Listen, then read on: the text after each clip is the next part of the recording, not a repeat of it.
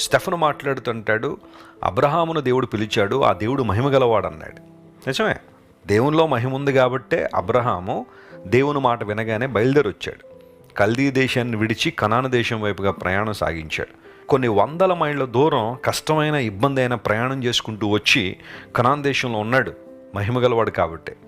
దేవుని మహిమను అబ్రహాము గుర్తించాడు కనుక అబ్రహాము కూడా దేవుణ్ణి ఘనపరిచాడు, హెచ్చించాడు, బలపరిచాడు. ఈరోజు నువ్వు దేవుని మహిమను ఎక్నాలెడ్జ్ చేయగలిగితే, ఆయన మహిమాస్వరుడును గుర్తిస్తే తన మహిమతో దేవుణ్ణి నింపుతాడు.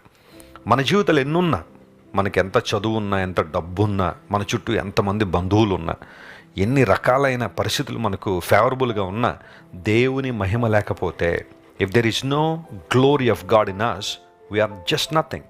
ఆయన కృప మనకు లేకపోతే, ఆయన మహిమ మన మీద లేకపోతే మనం ఒట్టివారమే, మంటి ఘటములమే.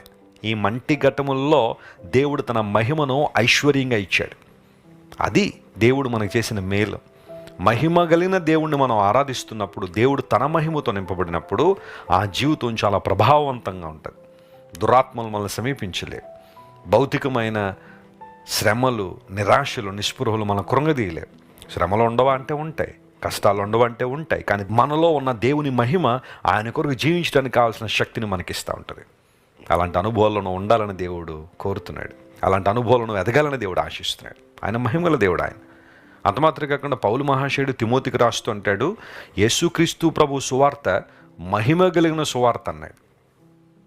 ఈ సువార్త సామాన్యమైన సువార్త కాదు. ఇది ప్రభు గురించి మనం మాట్లాడుతున్నామంటే, యేసయ్య గురించి మనం చర్చించుకుంటున్నామంటే, యేసుక్రీస్తు ప్రభు నామాన్ని మనం ఉచ్చరిస్తున్నామంటే ఈ సువార్తలో మహిమ ఉంది. There is glory in the gospel of Jesus. Pronounce it, speak to somebody about Jesus.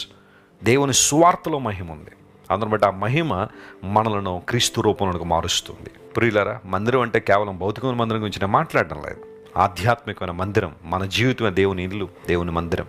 ఈ మందిరాన్ని దేవుడు తన మహిమతో నింపాలని ఆశిస్తున్నాడు. ఈరోజు వాగ్దానాన్ని క్లెయిమ్ చేయండి. Lord fill me with your glory అని అడగండి.